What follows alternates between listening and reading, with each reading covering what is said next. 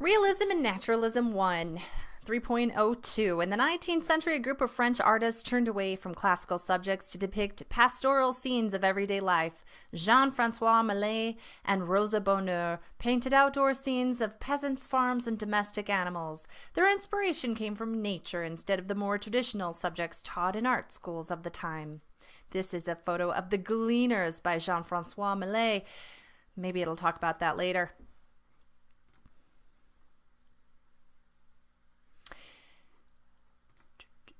The French Revolution of 1848. In 1815, a constitutional monarchy imposed of the European coalition that had defeated Napoleon Bonaparte took part in France, but the newly restored Bourbon kings had no intention of sharing power with an elected legislature.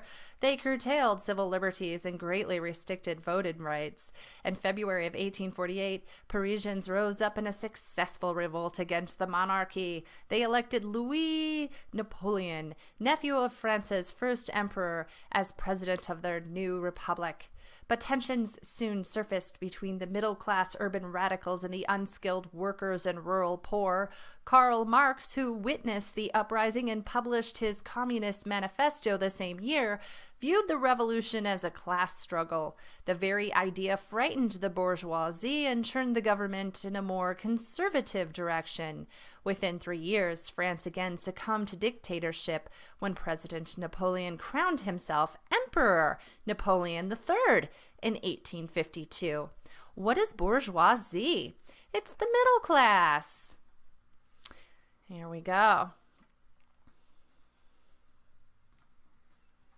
Jean-Francois Millet was born in 1814 to a family of peasant farmers in Normandy, France, just a few decades before the Revolution. Encouraged by his father to pursue his artistic ambitions, Millet attended the prestigious École des Beaux-Arts in Paris. His early work consisted of portraits and genre paintings. Millet and his wife and children left Paris in part to escape a cholera epidemic that swept through the country following the Revolution of 1848. They settled south of the capital in Barbizon, a farming village surrounded by a vast forest called Fontainebleau. Many realist artists had gathered there to form a counterpoint to the predominant romantic movement of the time. Collectively, they became known as the Barbizon School. Remember, the genre painting is an artwork that depicts a scene from everyday life. And Fontainebleau, let's see. Oh, there's not really anything there. All right. After the Revolution of 1848, Millet was inspired to record the lives of poor rural workers as seen in the Angelus. A painter of rural life. Away from the city and the demands of prevailing artistic tastes, Millet began to paint rustic scenes capturing the rugged life of peasants at work. Millet and other artists working in the style of realism took scenes of contemporary everyday life as their subject matter and portrayed them with honesty, not idealization. Millet and his fellow painters of the Barbizon School found inspiration in the quiet beauty of rolling fields, lush forests, and the simple country life. They turned away from the formal subjects and styles that had been forced on them in art school. Instead, Barbizon artists painted landscapes, objects, and figures as they really appeared. This style, closely linked to the principles of realism, was called naturalism, since the artist's chief inspirations were nature and the physical world. How does Millet's The Gleaners exhibit characteristics of realism and naturalism?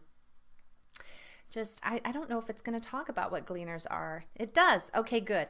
Millet walked through fields day after day, sketching farm workers at their daily tasks. One scene in particular interested him, the back-breaking chore called gleaning.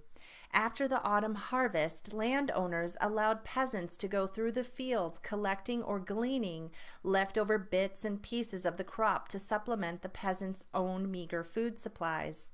The Gleaners is probably Millet's best-known work.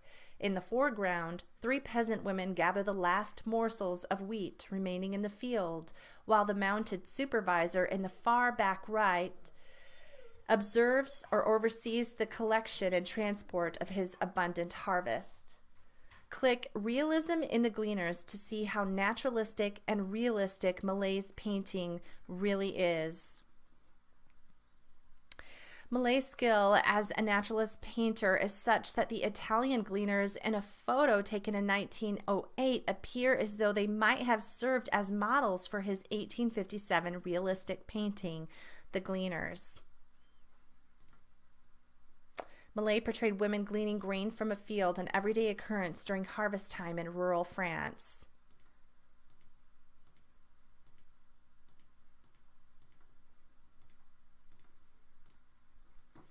An unvarnished view of peasant life. The setting may be picturesque, but there is nothing idyllic about the activity that Millet presents in the painting. In the warmth of a pastoral autumn afternoon, two women, their faces obscured, bend low to find usable pieces of wheat while a third bundles longer pieces. Millet gives the women a monumental quality that conveys the dignity that he saw in their labor.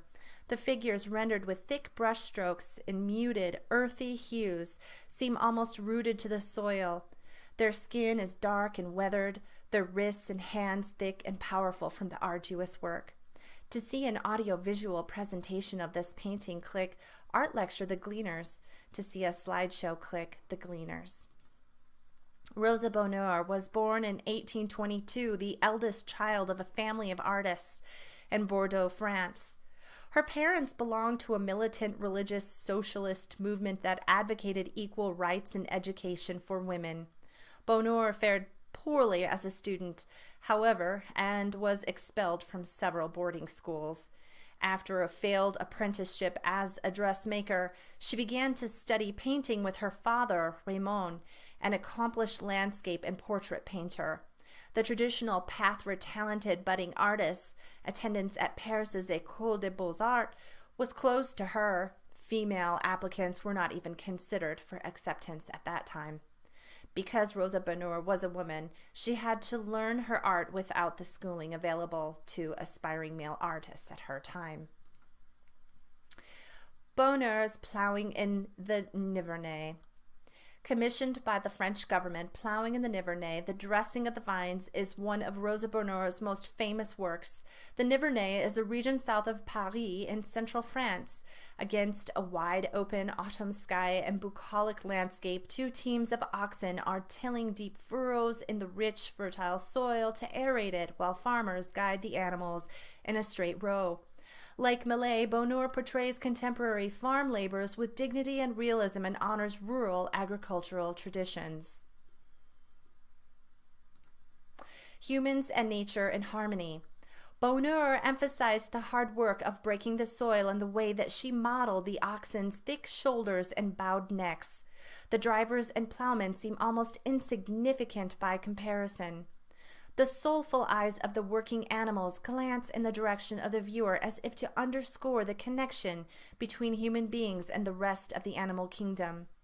To further suggest the connection between man and beast, Bonheur's painting is massive, 5 feet 9 inches by 8 feet 8 inches. Imagine standing in front of it, trading glances with the immense oxen.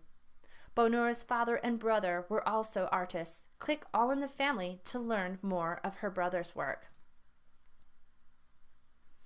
Auguste Bonheur. Rosa Bonheur's younger brother, Auguste, was also a skilled artist in the naturalist tradition. His extraordinarily lifelike painting shown here resembles and bears the same title as Rosa's work, Plowing in the Nivernais. His painting is much smaller than his sister's version. It measures only 24 by 40 inches.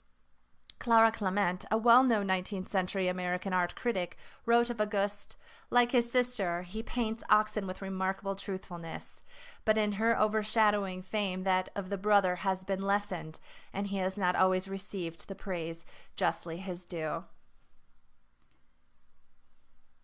Bonheur's Plowing of the Nivernais is a huge painting, almost 6 feet high and more than 8 feet wide. Oh, there it is. There's that look from the ox. Painter of animals.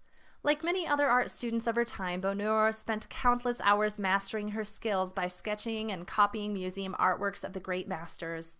Her real passion, however, lay in painting horses, cows, rabbits, and other animals from real life. To facilitate his daughter's interest, Raymond Bonheur moved the family to a street on the edge of Paris, close to farms, pastures, and woods. Here, Rosa Bonheur found inspiration in the animals that inhabited the countryside around her. To increase the elements of realism and naturalism in her work, Bonheur studied animal anatomy firsthand by making detailed sketches at a slaughterhouse and by dissecting animals at a veterinary school. Learning about the structure of different animals' underlying muscles and bones helped her accurately render living beasts. Click Plowing in the Nivernais to explore the naturalistic detail in her painting. With the deft brush strokes, Bonheur rendered the equal skill, the delicate puffy clouds drifting overhead and the massive weight and strength of the oxen. Notice the naturalistic detail and texture from the fine fur on the oxen to the clumps of tilled soil to the oxen's musculature.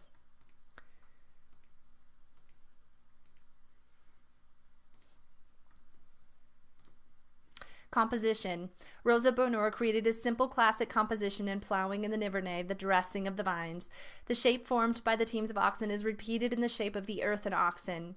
The strong diagonals of the oxen teams lead the viewer's eye across the painting. The strong midday sun bathes the scene with light and gives the oxen and laborers a sense of solidity and timelessness. Bonheur composed the painting with strong diagonal lines that lead the viewer's eye across the scene. Ah, there they are.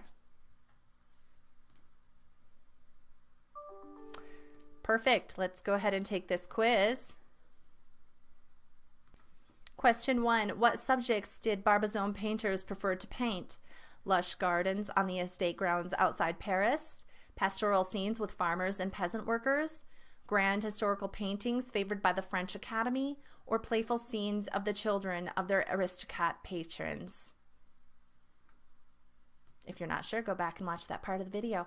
Question 2. What characteristics of naturalism did Rosa Bonheur use in Plowing the Nivernais? The dressing of the vines. Portraying historical figures with natural detail and color. Portraying objects in the natural world as they really appear. Depicting objects in the natural world in an abstract style. Using paints and brushes made from the natural materials. Question 3. How does Jean-Francois Millet's The Gleaners exhibit characteristics of realism? Millet rendered the figures in muted earthly hues. Millet lit the figures by using a spotlight effect. The painting has many decorative details. Millet painted from photographs that he took in the fields. All right, so if you weren't sure on any of those, just go back and watch the video again and look for the best answer. Thank you.